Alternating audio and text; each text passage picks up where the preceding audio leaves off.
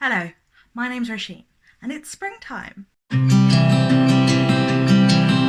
Hello friends and welcome to my channel. It is April, which means here in the UK we are in the middle of springtime, which means that it has been both 22 degrees and snowing within a week of each other, and no one can talk about anything except the weather. So I thought it seemed like the perfect time to talk to you about some of the books that I feel like are really good reads for this time of year. I have 9 books to talk to you about today, so I think we should get started. The first one I wanted to talk to you about is not actually a book, it's a person, more specifically a poet. I think that her poetry is really perfect for this time of year, and that is Mary Oliver. The collection I have here is just her new and selected poems part 1, but I think any poetry collection of Mary Oliver's really suit this time of year because she writes a lot about nature and has a strong focus on that in her work. She also writes a lot about personal growth and development and coming to terms with yourself and kind of mindfulness in a way, and I think that too can be helpful for this time of year when everything around us is rejuvenating. I feel for me that springtime is more like a new year than January is anyway, so that sort of reflection I think can be a great thing to do at this time of the year. Sleeping in the forest. I thought the earth remembered me. She took me back so tenderly, arranging her dark skirts, her pockets full of lichens and seeds. I slept as never before, a stone on the riverbed. Nothing between me and the white fire of the stars but my thoughts, and they floated light as moths along the branches of the perfect trees. All night I heard the small kingdom breathing around me, the insects and the birds who do their work in the darkness. All night I rose and fell as if water, grappling with the luminous doom. By morning, I had vanished at least a dozen times into something better. I also think classics can be a perfect read for this time of the year. Jane Austen in particular is an author that I think I really associate with spring, and the most spring-like of her books for me is Emma. Emma tells the story of a wealthy heiress who has no need to get married because she is comfortably off, but is focused on marrying off the people around her and organising their lives in a way that is most useful for her. She has recently married off her governess to a man who lives just a mile away down the road and has taken on Harriet Smith, the daughter of nobody knows who, to be her most recent project. Of course, Emma has all of the usual things you would expect from a Jane Austen. It has the cutting satire and the exploration of social mores. It has the highly flawed characters and the beautiful interactions. It has the silly, frivolous middle-aged women and fathers, the pompous people obsessed with class, and it has the sarcastic, standoffish romantic interest. Jane Austen described Emma as a protagonist no one but herself could love, but I think its enduring power speaks to the fact that many people can love and relate to Emma. And because this novel has less of the slightly dark undertones that I think pervade a lot of Jane Austen's other works, for example the domestic abuse in Northanger Abbey or the rakish behaviour towards women in Sense and Sensibility, I think that this makes it perfect for a sort of light spring read. Another classic that I feel really works this time of year is A Room with a View by E.M. Forster, which tells the story of Lucy Honeychurch, who travels with her older maiden cousin to Italy, and they are staying in Florence where they have booked 2 rooms with a view and end up in 2 rooms without, and swap with a working class man and his son for their better rooms. This is a turn of the century novel, an early 20th century novel that goes from Italy to English countryside and has such beautiful writing about the nature in both those places. It, like Austen, has a lot of characters where their foibles are really on show, and there is a lot of comedy and humour in that, in class interactions, but Forster makes comments about passion and about repression, and about the society of the English and the problems within that. It also is another romantic story with love at the centre, and one that I feel like feels so spring-like, whether that is from wandering around the Tuscan countryside with your guidebook in hand, playing lawn tennis in an English country garden. There are just some very beautiful spring-like aspects to this book. Another one that feels spring-like to me and is an early 20th century classic is Brideshead Revisited by Evelyn Waugh. This might seem more sensible as a autumn classic because it focuses around Charles Ryder going to Cambridge University where he meets Sebastian Flyte, and so of course starts in September, and is a campus novel, which I know a lot of people associate with September. But for me, I don't know if it is the 1980s adaptation, but all those sort of light linens and the English country estates again, it feels like a very spring-like book. As I mentioned, this tells the story of Charles Ryder, but it is actually split over 2 time periods and begins in 1945, where Sebastian Flight, who is the son of a wealthy family whose house in World War II has been requisitioned for the war effort, and Charles Ryder is a captain who is returning to this house after years away.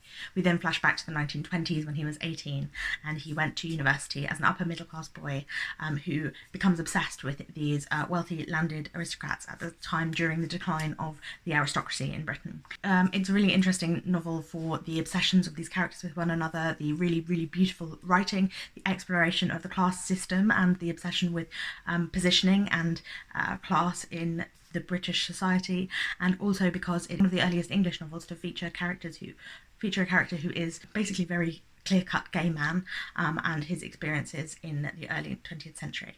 And then the final classic that I would recommend is a children's classic, and that is Anne of Green Gables by L.M. Montgomery. This is another one that I think some people associate with autumn because Anne herself says, "I'm so glad to live in a world where there are Octobers."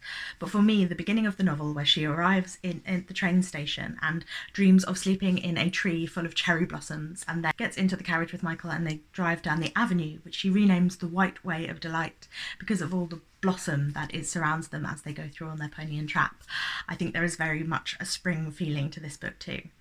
Anne of Green Gables tells the story of Anne, who is an orphan in Canada in the early 20th century, and she, Matthew and Marilla, who are a brother and sister who live in rural Prince Edward Island, adopt this girl, thinking that they are going to be adopting a boy, but they eventually keep Anne, and it's about all the scrapes that she gets into and developing her sense of self. It's about imagination and friendship, and I think there is a lot of really beautiful writing in this one too. Since we have been talking about children's literature, I think this can be a really great time of the year to read children's literature as well. There's something about the whimsy and the hope that is present in a lot of children's fiction that I think can be a really spring-like thing to read. And for this I would recommend The Girl Who Circumnavigated Fairyland in a Ship of Her Own Making by Catherynne M. Valente. This is a fairy tale inspired story, as you can tell by the title, and it tells the story of September, a girl who ends up going to Fairyland, climbing out of her window and escaping to Fairyland and going off on an adventure, discovering the secrets behind Fairyland. It's a really lovely tale with a lot of heart and warmth, and it also plays a lot with the themes and ideas of fairy tales and with the language of fairy tales. It's a very witty novel with a lot in it for adults as well as for children. For example, there is a character in it who is a wyvern, which is the son of a wyvern, a dragon with no arms, and a library. And there's a lot of other beautiful, charming things in it too, just like that. Another children's novel that I think is lovely to read this time of year is The Phantom Tollbooth by Norton. This is the story of a little boy who is bored in class one day, and he gets home and discovers this giant parcel, and he opens the parcel to see a toll booth and a small car, and he goes through the toll booth and ends up again in a magical land. This land is ruled by King Azaz and the Mathemagician, 2 brothers who one is obsessed with the superiority of language and the other with the superiority of maths and science. And he travels around this world, slowly discovering what is wrong with this world. It's another book that plays a lot with words and ideas. For example, in the beginning, when the boy drifts off, he ends up accidentally driving to the doldrums where he meets a watchdog. And then also he does things like he jumps to conclusions and he meets the man who invented the awful din, and also a humbug and a spelling bee. So there's a lot to play with in this novel, but it is also really, really beautifully written. And in the end, the adventure is that the sisters of Rhyme and Reason have been banished from this kingdom, and he has to go and rescue them. So it's another book that has a lot of beautiful play on words. It's really, really charming and engaging, and I think really well done, and a slightly lesser known middle grade novel, but one that I think everyone should read. Then talking again about twists on fairy tales, although this time for an adult audience and very much darker than the other books I've spoken about, and that is What Is Not Yours by Helen Oyeyemi. This is a collection of short stories that I read this year and absolutely fell in love with. A lot of them are reworkings of fairy tales, and they all have a kind of slightly fantastical, magical realist element to them that feels very both charming and creepy at the same time. There's a lot of weird, dark things that happen in here. There is a Pinocchio retelling, a Red Riding Hood retelling, all done so wonderfully charmingly, and they're all kind of weave together as well. This is one world where all of these stories are taking place, and I think that Oyeyemi does such a good job. There is so much beauty in the writing of these, charm and whimsy, but also with a really strong dark undertone. So if that sounds like your cup of tea, I think that Helen Oyeyemi would be a brilliant writer for you, and I would definitely check out this collection. And then finally, if you want something quite different to all of those, although perhaps we are coming back around to near the beginning with a Regency romance, but this is a proper romance novel in the modern sense of the word, and that is Romancing the Duke by Tessa. If you may know that some of my comfort reads last year were these historical romances, which are very easy to get through, and Tessa are the ones that I read most of, because she writes such very like fun, feisty, feminist stories with a lot of comedy and humour in them. Romancing the Duke tells the story of Isadora Goodnight, who is the daughter of a man who was famous for writing these serialized stories in newspapers about a sort of medieval romantic adventure. He has passed away, and so has Isadora's godfather, who left her a castle in his will. And so because she has nothing else because of her father's debts, she goes to find this castle only to discover that there is a cantankerous blind duke already living there. So the two of them try to come to some sort of agreement about who really owns the castle, and she tries to help him because whilst after suffering an injury that left him blind, his lawyers may or may not be taking advantage of him. The reason that I would recommend this out of all of the Tessa novels as the best one for springtime is that it is so very funny because Izzy's father's fans are like an obsessive fandom, and they dress up and they pretend to be characters from the books, and there is a whole like group of people who turn up at the castle dressed as knights and ladies, playing along with the stories of the book.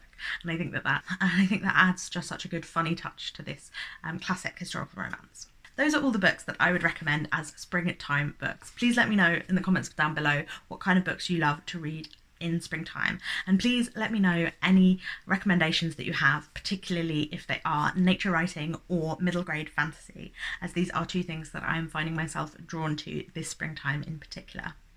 Thank you for watching. Please remember to give this video a thumbs up if you liked it, and to subscribe, because I put out new videos every Wednesday, Friday and Sunday, so I will see you again very, very soon.